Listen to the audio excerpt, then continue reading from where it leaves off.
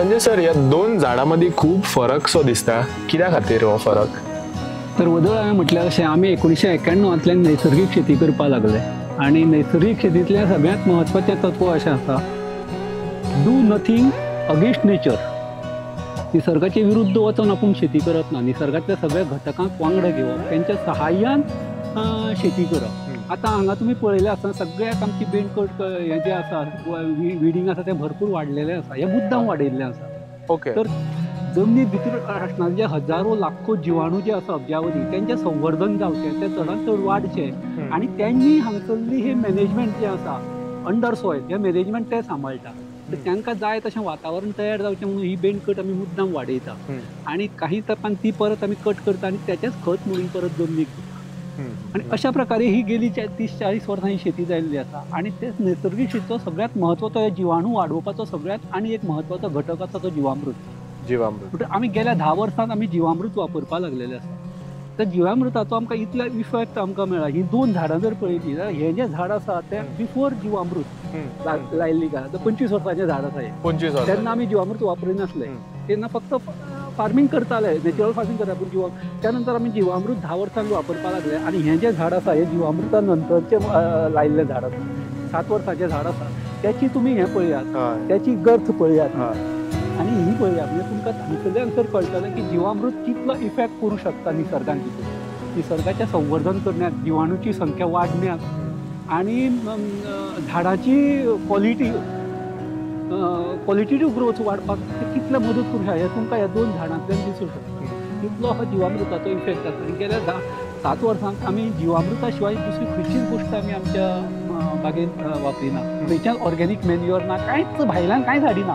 पूर्णपणे आत्मनिर्भर शेती अशी जी संकल्पना ती अशी आमी हे सगळें एक गायेकडल्यान एके गायेच्या जिवामृताचेर हे आमी सगळें करता.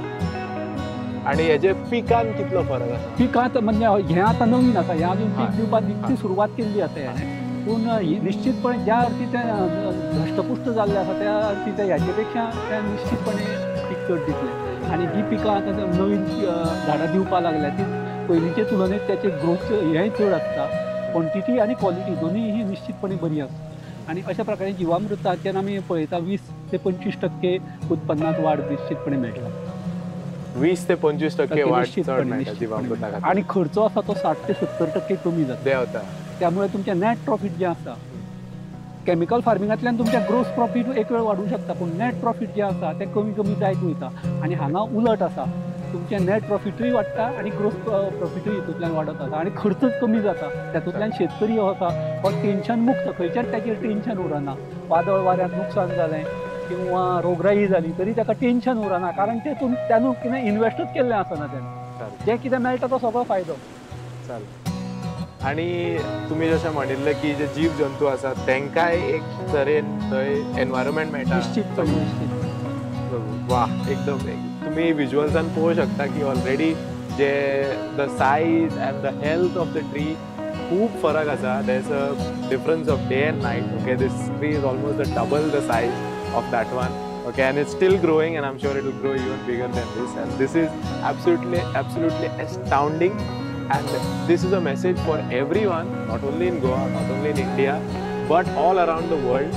Go back to not anything else, not chemical, not organic, but natural farming, because what comes from the earth is the original formula for the best results in this entire world. This is just beautiful. You can have a look at it yourself.